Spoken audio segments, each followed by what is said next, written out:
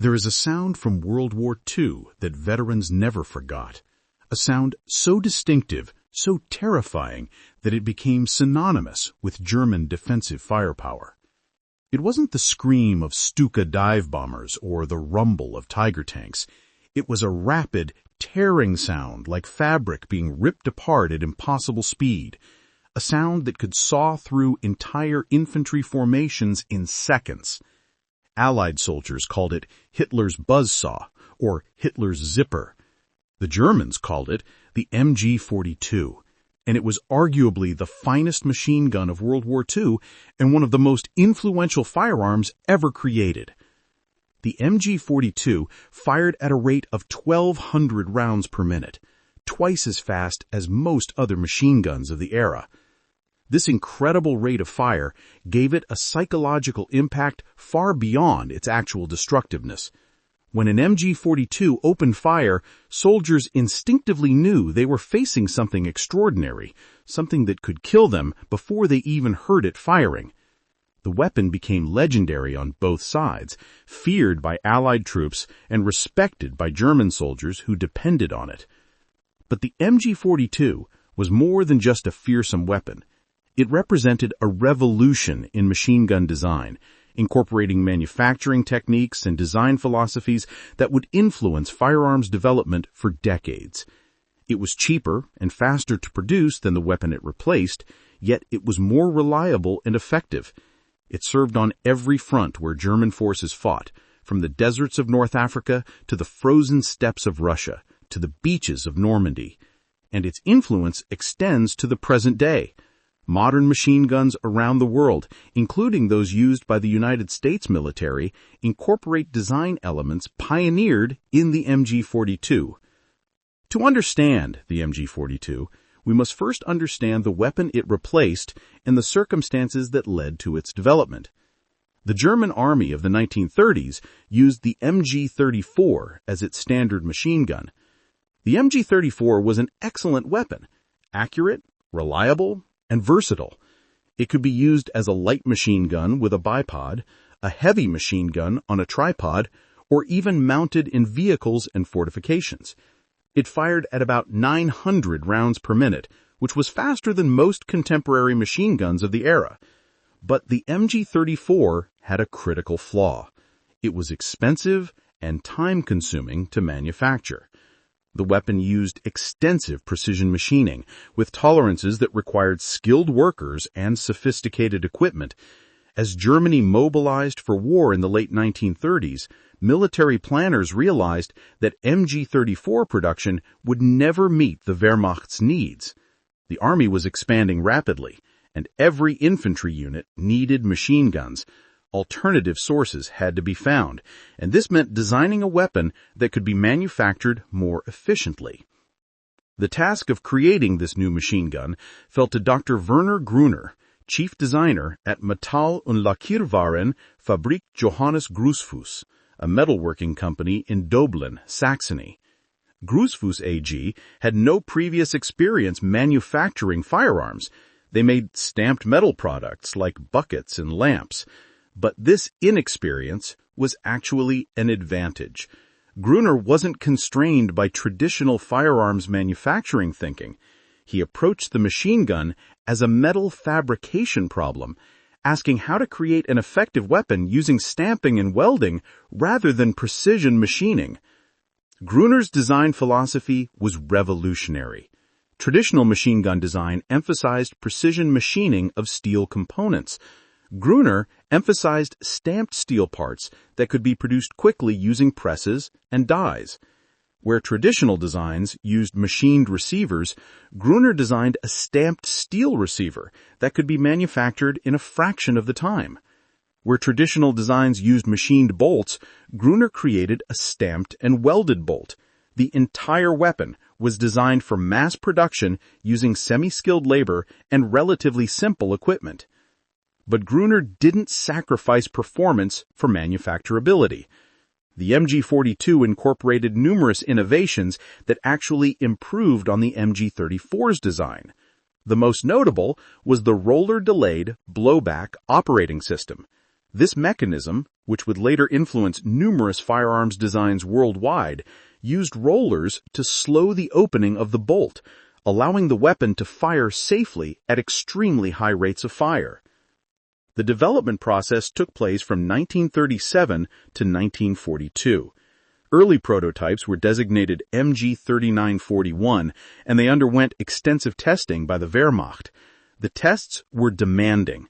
The weapon had to function in extreme cold, in desert heat, in mud, and in dust. It had to maintain accuracy under sustained fire. It had to be reliable enough for frontline combat. The early prototypes revealed issues that Gruner and his team systematically addressed. One critical innovation was the quick-change barrel system.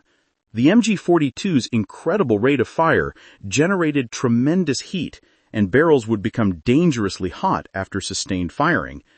Gruner designed a barrel that could be changed in seconds, even by a soldier wearing gloves in winter conditions. A simple lever released the barrel, which could be slid out and replaced with a cool one. This feature allowed the MG42 to sustain fire far longer than weapons without quick-change capabilities. The final production version, officially adopted in 1942 as the Maschinengewehr 42, exceeded expectations. It weighed about 25 pounds, slightly lighter than the MG34, despite its more robust construction. It was 48 inches long. It fired the standard German 9.92 mm Mauser cartridge from belts that could be linked together for continuous fire. And it fired at approximately 1,200 rounds per minute, although the actual rate varied slightly depending on ammunition and conditions. That rate of fire, 1,200 rounds per minute, was the MG42's most distinctive feature. To put this in perspective, the American .30 caliber Browning machine gun fired at about 450 to 600 rounds per minute. The British Bren gun fired at about 500 rounds per minute. The Soviet DP-28 fired at about 550 rounds per minute. The MG42 fired twice as fast as its contemporaries. This meant that a burst from an MG42 put roughly twice as many bullets downrange in the same time period. The tactical implications were enormous. Machine gun fire is most effective when it creates a beaten zone, an area covered by bullets that makes movement through that area essentially suicidal. The MG42's rate of fire created a beaten zone so dense that Allied troops often believed they were facing multiple machine guns when it was actually a single MG42. The psychological effect was devastating. Soldiers who survived MG42 fire described it as experiencing a wall of bullets, an impenetrable barrier that seemed impossible to cross. Production of the MG42 began in 1942, and by the end of the war, approximately 400,000 had been manufactured. This was a remarkable achievement given the complexity of the weapon and the increasingly difficult production conditions in wartime Germany. Multiple factories produced MG42s, with Grussfuss AG, Mauser Works, and other firms all contributing. The stamped steel construction that Gruner had designed proved its worth. Even as Allied bombing intensified and precision manufacturing became more difficult, MG42 production continued. The weapon entered combat service on the Eastern Front in 1942, and its impact was immediate. Soviet infantry, already facing formidable German defensive firepower, now encountered a weapon that could generate unprecedented volumes of fire. Soviet after-action reports from 1942 and 1943 repeatedly mentioned the devastating effect of German machine gun fire, with specific references to the extremely high rate of fire that characterized MG42 employment. One Soviet officer, Major Mikhail Borisov, described facing MG42 fire during an attack near Kharkov in 1943. He said, "We advanced across open ground towards German positions. When we were about 200 meters away, their machine guns opened fire. The sound was different from before, faster, more intense. Men were falling all around me. It seemed impossible that so many bullets could be in the air at once. We went to ground and tried to advance by crawling, but the machine gun fire was so intense that any movement drew immediate fire. We lost half the company before we withdrew. Later, prisoners told us it was a new machine gun, the MG-42. We learned to fear that sound. German soldiers quickly came to depend on the MG-42. In defensive positions, a single MG-42 with sufficient ammunition and clear fields of fire could hold up an attack by forces many times larger. The weapon's reliability was excellent. Malfunctions were rare, and when they occurred, they could usually be cleared quickly. The quick-change barrel system meant that sustained fire positions could be maintained indefinitely, as long as ammunition and spare barrels were available. The MG-42's versatility was another major advantage. Like the MG-34 before it, the MG-42 could be configured for multiple. With a bipod attached, it served as a squad automatic weapon, providing mobile firepower for infantry units. On a heavy tripod mount, it became a sustained fire weapon for defensive positions. It could be mounted in vehicles, from armored cars to half-tracks to tanks. It could be fitted with anti-aircraft sights for engaging low-flying aircraft. This versatility meant that a single weapon design could fill roles that other armies required multiple weapon types to perform. The North African campaign saw extensive MG-42 use. German defensive positions in the desert often centered on well-placed MG-42s covering approaches to German lines. British and Commonwealth forces attacking these positions faced devastating fire. After-action reports from British units described the difficulty of advancing against MG-42 positions, with the weapon's rate of fire making suppression extremely difficult. One British soldier, Corporal James Henderson of the 8th Army, wrote in his diary after a battle near El Alamein, "Germans' machine guns are the devil's own work. You hear that tearing sound and you know you have to get down immediately or you're dead. We tried to suppress one with rifle fire while the rest of the section advanced, but it's nearly impossible. The thing fires so fast that the gunner can swing it across the whole front in seconds. We finally got it with artillery, but it cost us dearly." The Italian campaign presented different challenges. The mountainous terrain and prepared German defensive positions gave MG-42 gunners excellent fields of fire over approaches to German lines. Allied forces advancing through Italian valleys and across rivers faced MG-42s positioned on heights with commanding views. The weapon's sustained fire capability meant that German defenders could maintain fire throughout Allied attacks, inflicting heavy casualties. But it was on D-Day and the subsequent Normandy campaign that the MG-42 achieved its most infamous status. German defensive positions overlooking the Normandy beaches were equipped with MG-42s, often in fortified bunkers with interlocking fields of fire. On Omaha Beach, American troops faced some of the most intense MG-42 fire of the entire war. The combination of prepared defensive positions, clear fields of fire, and the MG-42's incredible rate of fire created a killing zone that nearly turned the invasion back. Lieutenant Robert Walker, who landed at Omaha Beach with the 1st Infantry Division, later described the experience. "We came off the landing craft into hell. The machine gun fire was unlike anything I had experienced in training or imagined in my worst nightmares. It sounded like giant canvas being torn, but 1,000 times louder. Men were being hit before they even made it to the beach. The water turned red. Bodies were everywhere. We tried to suppress one with rifle fire while the rest of the section advanced, but it's nearly impossible. The thing fires so fast that the gunner can swing it across the whole front in seconds. We finally got it with artillery, but it cost us dearly." The statistics from Omaha Beach tell a grim story. American casualties on D-Day were approximately 2,000 killed, wounded, or missing, more than on all the other beaches combined. While multiple factors contributed to the casualties, post-battle analysis identified German machine gun fire, particularly MG-42s, as the primary cause of casualties. It had nearly stopped the Allied invasion. Throughout the Normandy campaign and the subsequent fighting across France and into Germany, the MG-42 remained a formidable threat. German defensive tactics increasingly centered on MG-42 positions. A typical German defensive position would place one or more MG-42s in camouflage positions with clear fields of fire, supported by riflemen and often positioned for mutual support. These positions could hold up Allied advances far beyond what their numbers would suggest. Allied soldiers developed tactics to deal with MG-42 positions.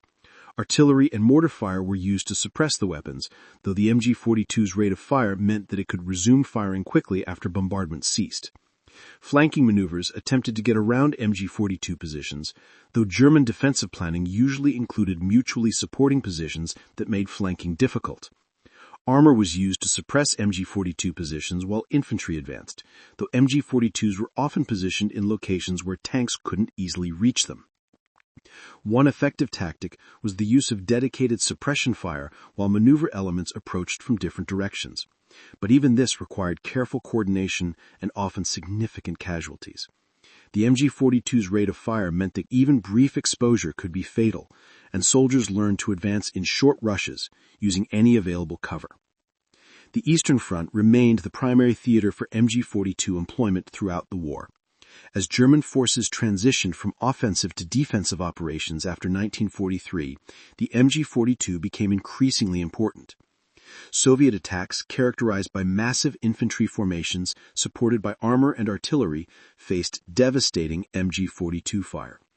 The weapon's sustained fire capability and high rate of fire made it ideal for defensive warfare, and German units became expert at positioning MG-42s for maximum effect. Soviet tactics evolved to counter the MG-42 threat.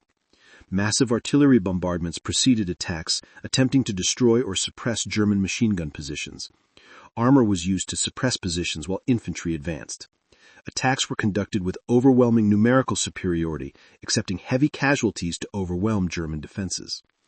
Despite these adaptations, MG-42s continued to inflict disproportionate casualties on Soviet forces throughout the war. The Battle of Kursk in July 1943 showcased the MG-42 in large-scale defensive operations. German defensive positions, dug in and reinforced, featured MG-42s covering approaches to German lines. Soviet attacks, despite numerical superiority and massive artillery support, suffered heavy casualties to German machine gun fire. The weapon's sustained fire capability and high rate of fire made it ideal for defensive warfare, and German units became expert at positioning MG-42s for maximum effect. The technical aspects of the MG-42 deserved detailed examination. The roller-delayed blowback operating system was ingenious. When the weapon fired, the bolt tried to open due to the pressure from the fired cartridge, but two rollers in the bolt were forced outward into recesses in the barrel extension, mechanically locking the bolt closed temporarily. As the barrel and bolt recoiled together, the rollers were cammed inward, unlocking the bolt and allowing it to open. This delayed opening meant the chamber pressure had dropped to safe levels before the bolt extracted the spent cartridge case. This system was simpler than the rotating bolt or other locking systems used in most machine guns, and it was more tolerant of manufacturing variations and dirt. The MG-42 could function in conditions that would jam more sophisticated weapons. Mud tests, dust tests, and cold weather tests all showed the MG-42's remarkable reliability. The weapon could be submerged in mud, roughly cleaned, and continue firing. This reliability was crucial in combat conditions where weapon maintenance was often minimal. The belt feed system was another example of superior design. The MG-42 used a non-disintegrating metal belt that could be reloaded and reused. The feed mechanism was robust and reliable, rarely jamming even under sustained fire. Belts could be linked together for extended firing, limited only by ammunition supply and barrel heating. In sustained fire rolls, MG-42s could fire hundreds of rounds without stoppage, swapping barrels every few minutes to prevent overheating. The quick-change barrel system deserves special mention. A lever on the right side of the weapon, when pressed, released the barrel. The gunner could then pull the hot barrel out from the front and slide a cool barrel into place. The entire process took about 5 seconds with a trained gunner. This meant that in sustained fire positions, two gunners could maintain almost continuous fire, with one firing while the other prepared a fresh barrel. When the barrel became too hot, indicated by smoke or decreased accuracy, the gunners would swap, continuing fire with minimal interruption. Barrels were robust and long-lasting. A typical MG42 barrel could fire several thousand rounds before needing replacement, though in sustained fire situations, barrels would be rotated every 150 to 250 rounds to prevent overheating. Most MG42 positions included at least one spare barrel, and sustained fire positions might have 3 or 4 spares available. The sights were simple but effective. Basic iron sights were standard, with the rear sight adjustable for range. The sight picture was clear and quick to acquire. For sustained fire roles, more sophisticated sights, including optical sights, could be fitted. Anti-aircraft sights, consisting of a ring sight for deflection shooting, could be attached for engaging aircraft. This versatility meant that the single weapon design could fill roles that other armies required multiple weapon types to perform. Ammunition consumption was the MG42's primary logistical challenge.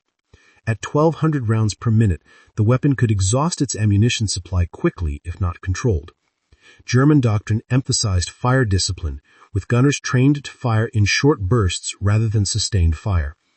A typical burst might be 5 to 10 rounds, lasting less than a second, but putting multiple bullets on target. This burst fire technique conserved ammunition while maintaining the weapon's psychological impact. Even with fire discipline, MG42s consumed enormous quantities of ammunition. A typical German infantry platoon might carry several thousand rounds for its MG42, distributed among the squad members. In defensive positions, tens of thousands of rounds might be stockpiled for each MG42, anticipating sustained combat. Ammunition resupply was a constant concern, and German logistics units devoted significant resources to ensuring MG42 positions had sufficient ammunition. The human element of MG42 employment is worth examining. A typical MG42 crew Training for MG42 crews was extensive. Gunners learned to judge distances, identify targets, and engage effectively with short, controlled bursts. They practiced barrel changes until they could perform them by instinct, even in darkness or under stress. They learned to maintain the weapon under field conditions, to clear malfunctions, and to position the weapon for maximum effect. Unteroffizier Hans Becker, who served as an MG42 gunner on the Eastern Front from 1943 to 1945, described his experience. The MG42 was our lifeline. In defense, it was the weapon that kept the Russians from overwhelming us through sheer numbers. I learned to fire in short bursts, sweeping across the target area. The sound alone often made the enemy take cover, giving us precious seconds. I changed barrels so many times I could do it in my sleep. The weapon never failed me, even in the worst conditions, minus 30 degrees in winter, mud in spring, dust in summer. It just kept working. I owe my life to that machine gun dozens of times over. Allied intelligence services studied captured MG42s extensively. American ordnance experts were impressed by the weapon's design, particularly the stamped steel construction and the high rate of fire. British analysts noted the weapon's reliability and ease of manufacture. Soviet weapons designers examined captured MG42s and incorporated lessons into their own machine gun development. Post-war, the MG42's influence was profound. The German firm Rheinmetall continued developing the basic design, creating the MG3, which remains in service with numerous militaries today, more than 80 years after the original MG42's introduction. The MG3 is essentially an updated MG42, chambered for 7.62 by 51 mm NATO ammunition, but retaining the same basic operating system and design philosophy. The United States M60 machine gun, which served as the U.S. military's primary general-purpose machine gun from the 1950s through the 1990s, incorporated design elements from the MG42, particularly the feed system and quick-change barrel concept. The more recent M240, which largely replaced the M60, similarly shows MG42 influence in its design. The concept of the General Purpose Machine Gun, GPMG, a single weapon capable of serving in light, medium, and heavy machine gun roles, was perfected in the MG-42. Before the MG-42, most armies used separate weapons for squad automatic weapons, sustained fire roles, and vehicle-mounted roles. The MG-42 proved that a single well-designed weapon could fill all these roles, and post-war machine gun development worldwide has followed this pattern. Production statistics reveal the MG-42's importance to the German war effort. Of approximately 400,000 MG-42s produced, they equipped virtually every German combat unit by late 1943. The weapon was standard issue for infantry, Panzergrenadiers, paratroopers, and fortress units. It was mounted in tanks, armored cars, half-tracks, and aircraft. It was used on every front where German forces fought. The combat record of the MG-42 is difficult to quantify precisely.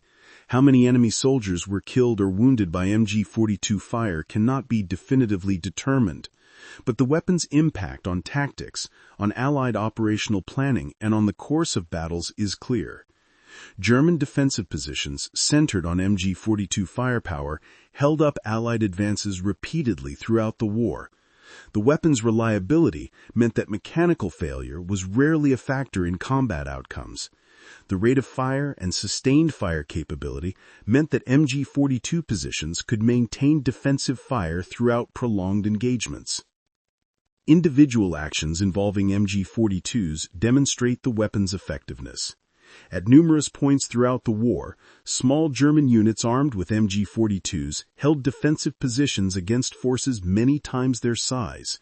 On the Eastern Front, in Italy, in France, and in Germany itself, individual MG-42 gunners achieved remarkable defensive successes, holding critical positions and inflicting disproportionate casualties on attacking forces. Obergefreiter Josef Schmidt, who manned an MG-42 position during the Battle of the Bulge, described one engagement. "We were positioned covering a road junction. American infantry came down the road in company strength, probably 150 men.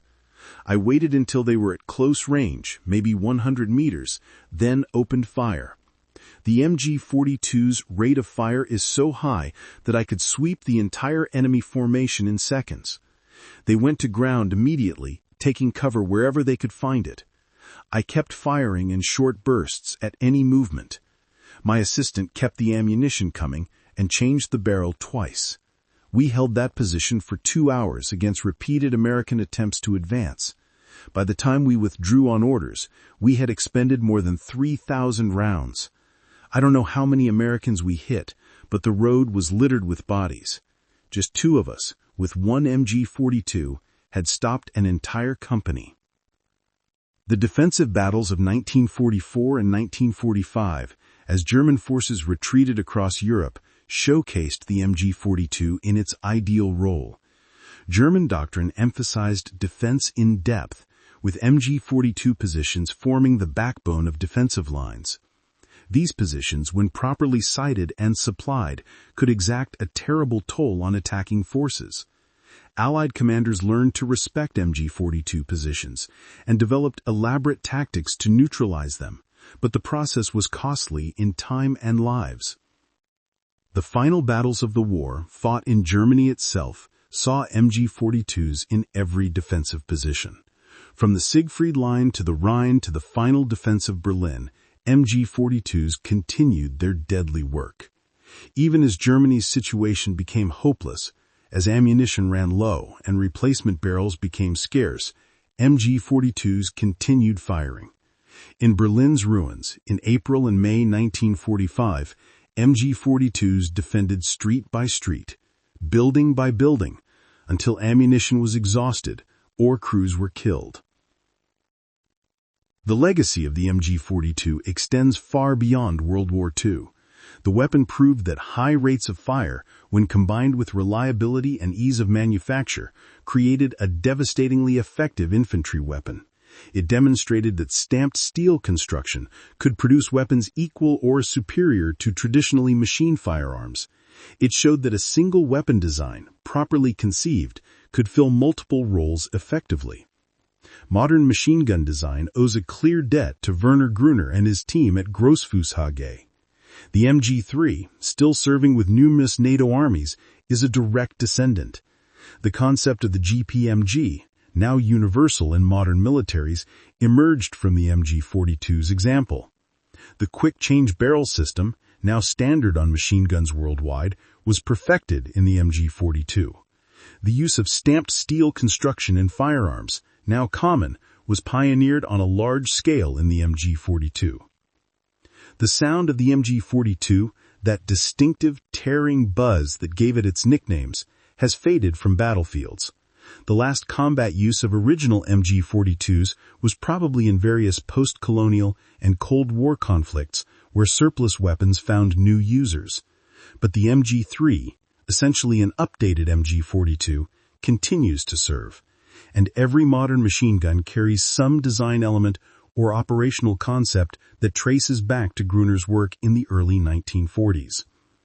In the end, the MG42 earned its fearsome reputation through performance. It was fast, firing twice as quickly as contemporary weapons. It was reliable, functioning in conditions that would disable less robust designs. It was versatile, serving in roles from squad automatic weapon to sustained fire defensive weapon. It was effective, inflicting casualties far beyond what its numbers would suggest. And it was influential, shaping machine gun design for generations to come. From the workshops of Grossfußhage and Dobelan to the beaches of Normandy, from the frozen steppes of Russia to the ruins of Berlin, from the hands of Wehrmacht soldiers to modern armies worldwide, the MG42 has left an indelible mark on military history. Hitler's buzzsaw, the weapon that Allied soldiers feared above almost all others, proved to be not just an effective weapon of war, but a revolutionary design that changed firearms development forever. More than 80 years after Werner Gruner's team created it, the basic concepts of the MG42 continue to influence machine gun design worldwide, a testament to the enduring brilliance of its design and the lasting impact of one of World War II's most legendary weapons.